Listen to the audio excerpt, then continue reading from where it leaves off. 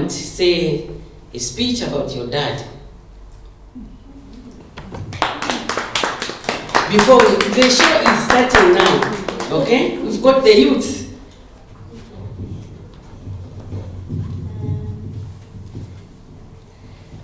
My dad has been running the Makiawingi since I was born, and now it's growing. I've seen many projects developing in Zambia, such as agriculture, transport and water projects. And now the coming of the Women's Conference, which is really exciting. I'd like to say a few words about my mum as well.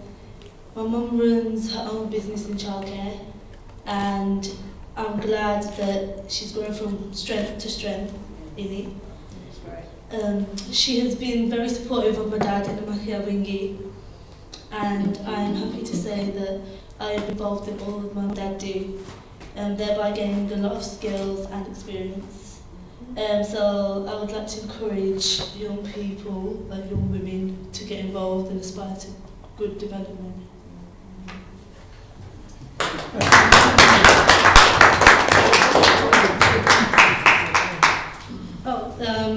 So now I'd like you to all put your hands together again to welcome my dad, Dr. John Luke Mona.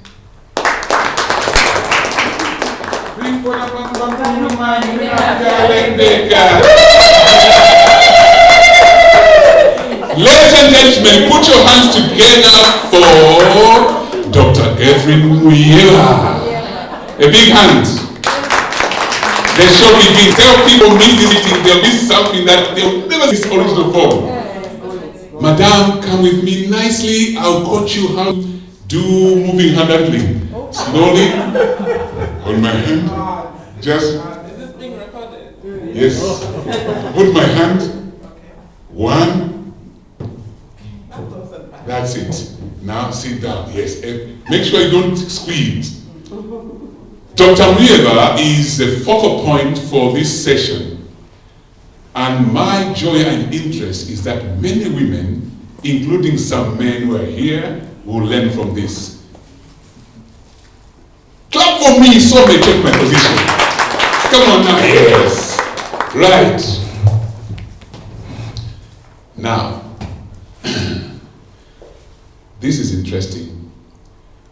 Do you know in life, sometimes you don't know how you're going to change. You don't know how you're going to find your next key point to the next level. Somebody was walking in the park. It's a story I'm making up as I'm going, but relating to a real story. He was looking for a job, and he saw this man struggling, and he was so kind to the man. He did something very special. A week before that, this man had already applied for a job and was called for an interview to go there in 4 weeks' time. That day came, and as he was ushered in the interview room, he relaxed. The board of interviewers arrived. What did he see? The very man in the park whom he assisted. And the man also recognized that gentleman. The interview was over. You can predict what happened. The man got a job. He wasn't the best of skilled people, but the gesture, because that position needed somebody with a good heart. Dr. Catherine Muyeva, your field is medicine. You have lived in England, and I want to know about you so that people can learn from you a lot. I'm going to have you for the next 40 minutes. And the audience, any questions you have, write it down. A second section will be interaction to learn. The main objective for this is for every one of us to learn from the achievement of Dr. Catherine Muyeva. And on the list, after Dr. Catherine Muyeva, we have Ms. Mariam Mahmoud. And we're going to be interchanging. And some of you might find yourself in the same soup. Now, Dr. Muyeva, tell me, what's your passion in life? I think the my first passion is loving God. I'm a Christian. I became a Christian many years ago, and since then I want to get and have a better and better and better relationship with God. My second passion, which is most important, is I just want to see everyone thrive and do good. You want to see everyone thrive and do good. But you're not God. How can you do that? I've got his genes. She's got God's genes. I like that one. Doctor, what process did you go through to choose this career in medicine? Why did you go into medicine? And you have succeeded, because I've seen you develop. But tell me the reason why. I think, unlike some people, they don't know what they want to do. I wanted to do medicine right from a very young age. I can't remember how old, but I remember I was born and brought up in Zambia. And I remember maybe 8 or 10 years old would be catching, those lizards, malinsos. And whereas everyone else wanted to kill them and then forget them or maybe bury them, I wanted to know what was inside them.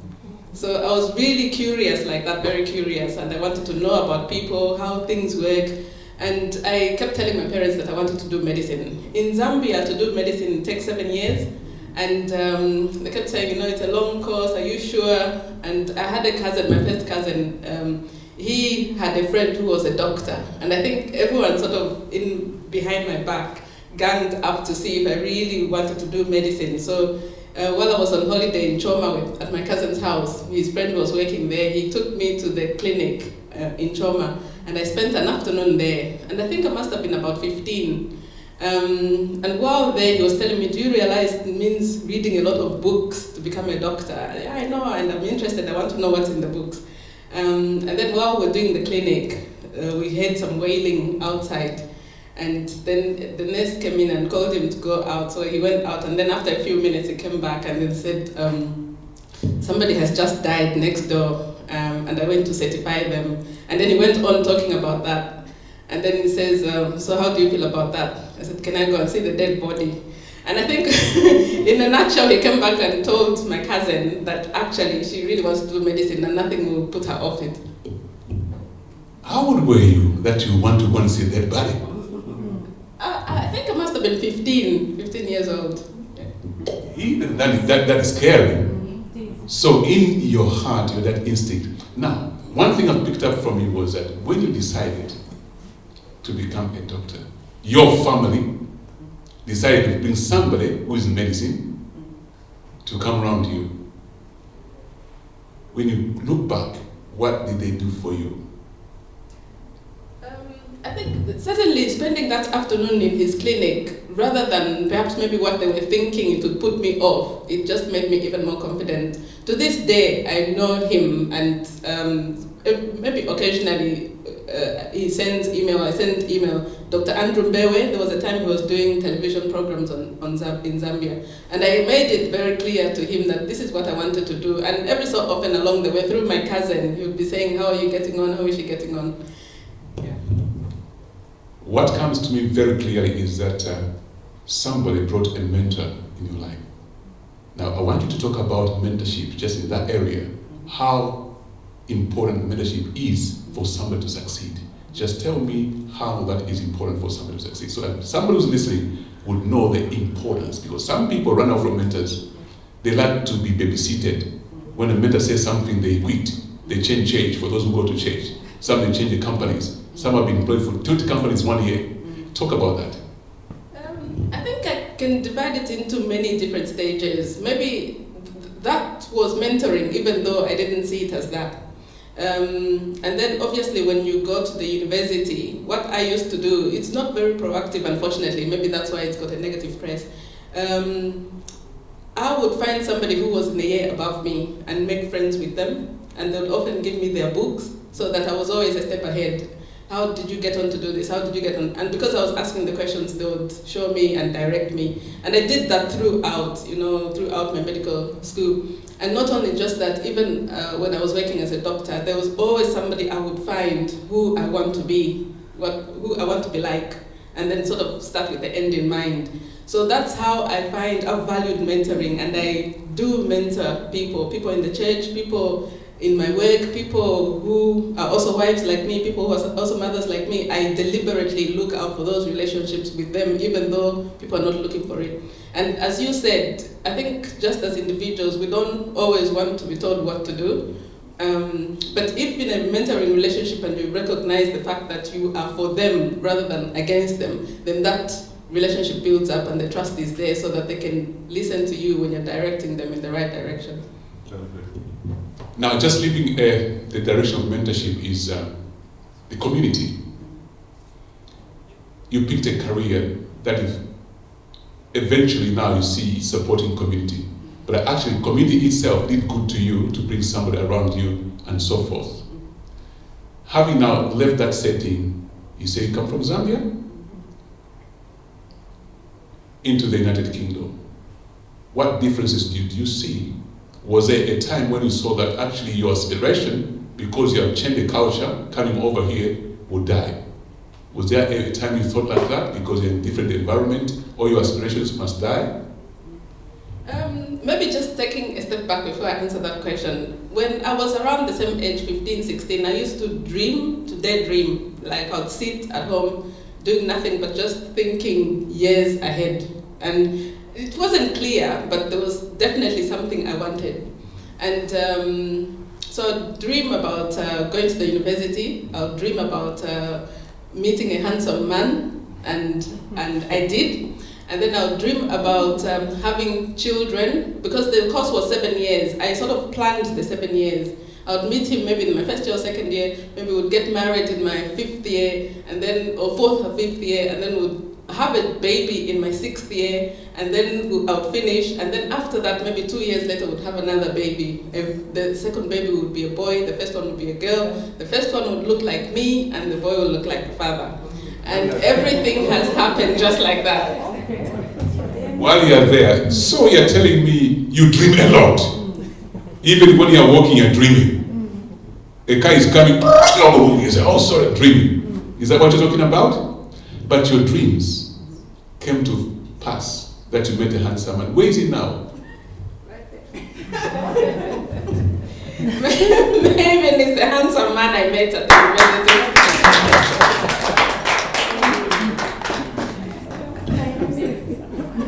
Here's a handsome man, Dr. Mieva. Some of people may see you in the auditorium.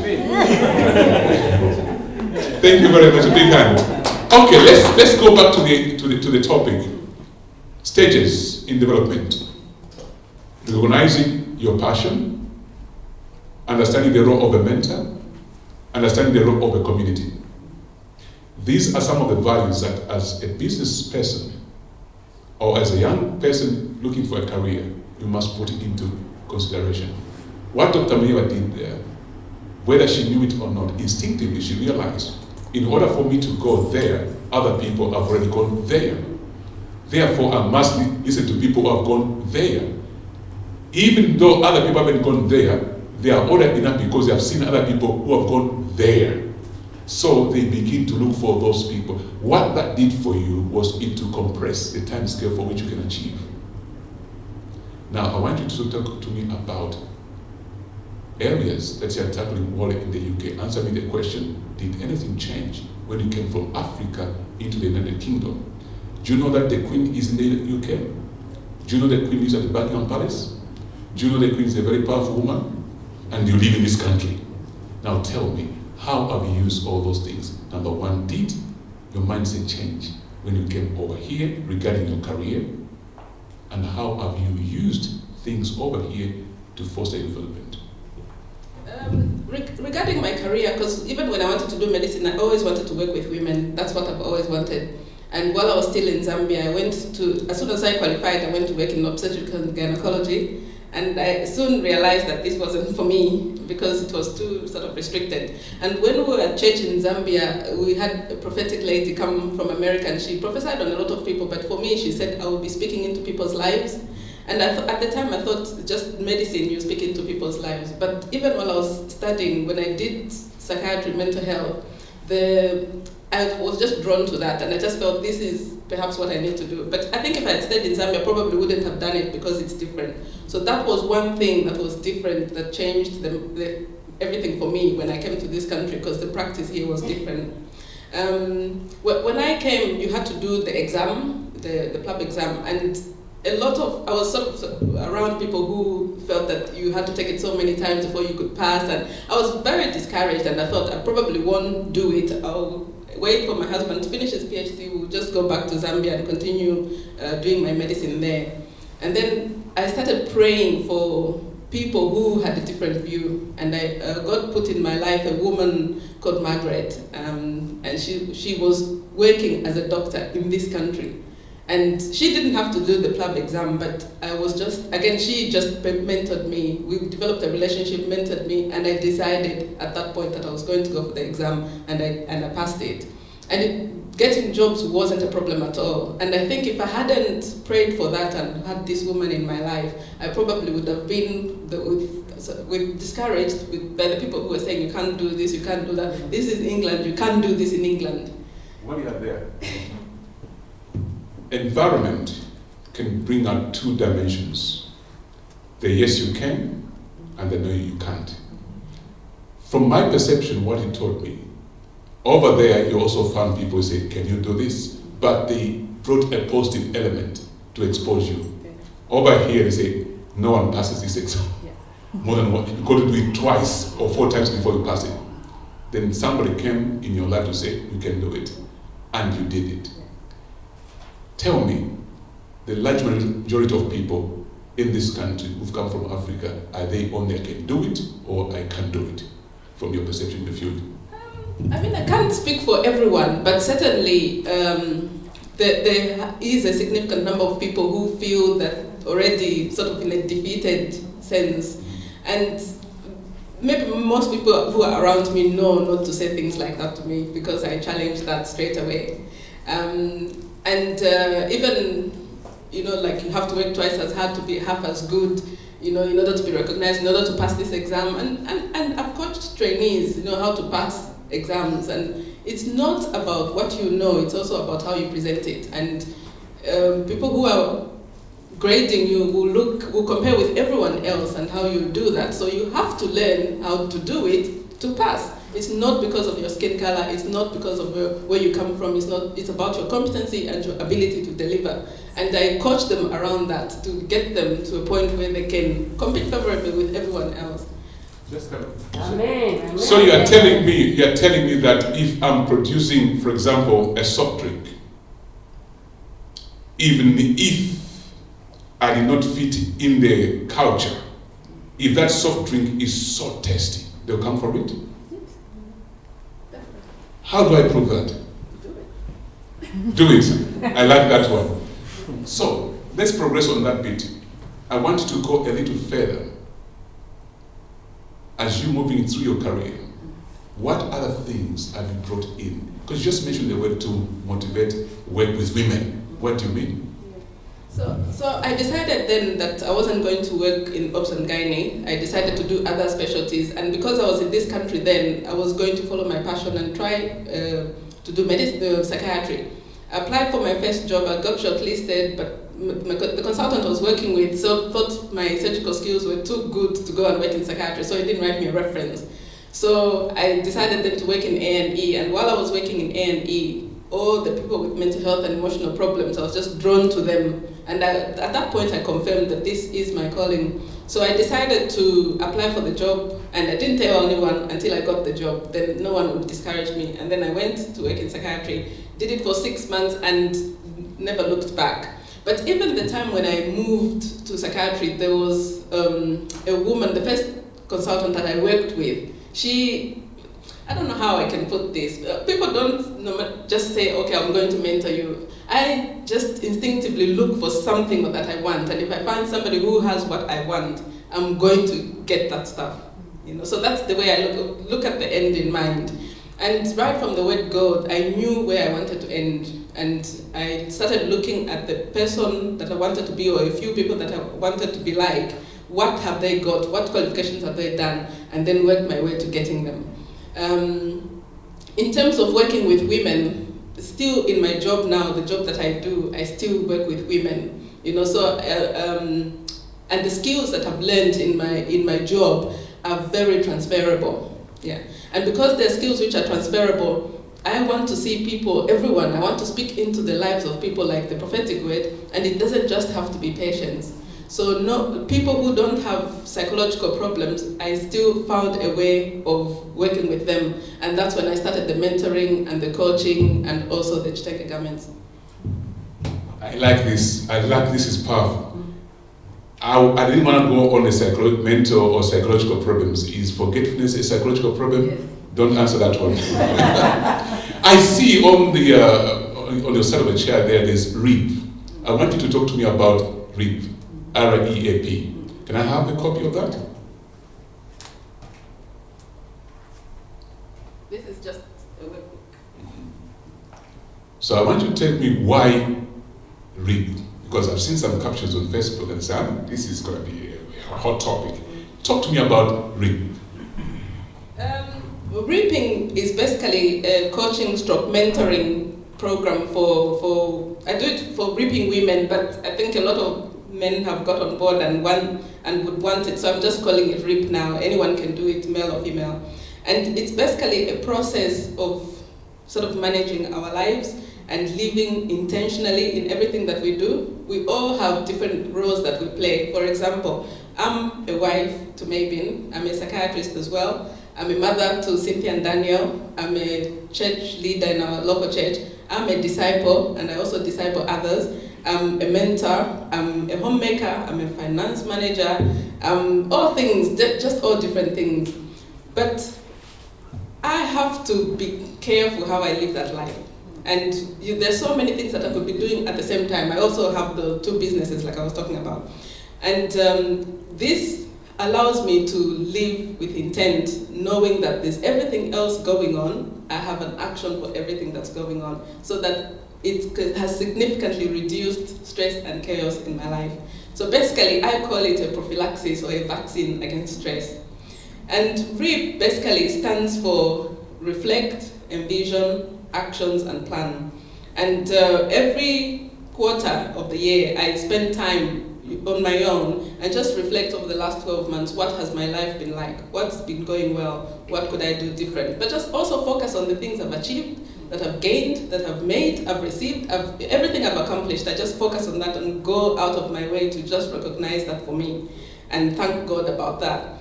And then to envision it, it's a dream. The thing that I used to do at 15, I didn't even know I was doing that. But everything that I've dreamed has come to pass. So now, what about the future? When I'm 50 years old, where do I want to be? When I'm 60 years old, what do I want to have? What do I want to have made? What do I expect for my children, for my husband, for our home, for my money, everything? I just go wild, as if money was not an issue, time was not an issue, and I just envision between just me and God. Nobody else wants to know, has to know. And I've got some wild dreams. Yeah, some really wild dreams. I'll share one of them. Michelle Obama is going to wear one of the Chitenge garments. Yes. This is coming. And it's coming. And then once I envision, then come up with actions. So this is where I reflected, this is where I am now. These are the things that I want. What's the gap? What do I need to do? You remember what I said about my career? I look at the people that I want to emulate to be. What qualifications have they done to get there? And then I work like that. So the same thing, I envision Michelle Obama wearing my clothes. What do I need to do to get to that? And then finally, the P is you come up with all these actions. You can even come up with like 10 actions. So you need to plan those. You can't do everything all at once. What one thing are you going to do right now? What one thing are you going to do next week? What are you going to do the following week? And then the whole process, you review that. On a weekly basis, I look at my actions. Have I done it? Pat on the back. Have I not done it? What could I do? Do I need resources? Do I need a mentor in this area? So like that. And then once you are doing this whole process, you become a reaper. Yeah? So yeah, the reaper is the E of the reaper is enjoy. Just enjoy life. You don't have to wait until you build that house to enjoy it. Every single day there are opportunities to go out there and enjoy. Enjoy the sunshine, enjoy the birds chirping, enjoy time with your spouse. We watch videos over and over and again. If I'm feeling a bit discouraged, I have to watch Coming to America. And we do that with my husband. We enjoy it, we have a laugh. We just get a joke book, watch some comedy. There's so many things that we can enjoy. And then finally, the R is for review. Every Sunday evening, I look at my book, my workbook, and see where am I, what could I do different, and set actions for the following week. And then quarterly, I do it all over again. When I started doing that, that's how come. People say, how come you're able to do all these things and even look after 3 chickens in your garden? It's because I read. So you've got 3 chickens in the garden? I think this Easter break, we must visit your house and eat those chickens. They are going in their pot. Very good, I like this. How can people buy into your services? Do you charge for this, or how do you do it? Because I still have my full-time job, which I'm not ready to give up yet. What I tend to do, usually in Manchester, people will book to have a one-to-one session and go through the workbook with them. That's one way. The other way is people organize themselves, maybe up to groups of 10 or 12, and then I'll come to them and we work through that. Some ladies in Birmingham knew that I was coming for this today, and they poached me to go and do it last night. So we did this last night, and we want to be doing this every 3 months, like that. So there's a Facebook page on it, and it explains how you actually do the whole thing. But when people book me to do it, then we go through this book, and the package, I charge about, if it's in a group, it's £15 with the whole group. But if you're doing it on your own, then I have to charge per hour, and that could be a lot of money. So you get the booklet for free, and you get a lot of other goodies that go with it. Very good, very good. A very big hand to Dr. Mieva for this achievement. It's excellent. You can see progress in the kingdom of women, progress in the community. These are anchors, people we can link with and begin to develop strategically. Development has a strategy, has a path, has a style. You can't be random. The purpose of Makaya Wing is to bring people on the platform who have achieved and doing something very sensible that can help you progress. This has no barriers. Women, you can do this, and some men who are present here today, you can link into this. Allow me to ask the last question to Dr. Mieva. What has been your biggest barrier, and how did you overcome that? I think the biggest barrier would have to be, like I said, I really dream some extravagant things. And then sometimes I think, oh my God, can that even happen? So that's the biggest barrier, when I have that second voice telling me, can that happen? And if I spend too much time dwelling on that second voice, that becomes the barrier. But I'm learning, and every single day I'm learning how to respond to that voice and say, hell no, I can still do it.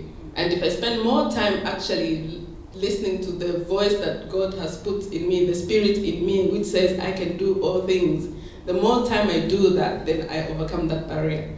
So in terms of barrier, I do recognize they are there, and I write them down. If I don't complete a task that I was going to complete, I identify barriers. I have to be aware of them. We all have strengths and weaknesses, but it's what we focus on. If we focus on the weaknesses, then we'll end up, the net result will be 0 or even negative. So we recognize that we have barriers, obstacles, but at the same time, we also have opportunities. What will you focus on?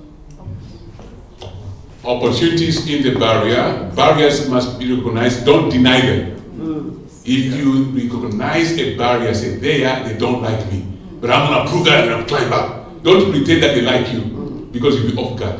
Don't pretend it's not hard. It's hard, but you're going to prove that you can do it. Yes.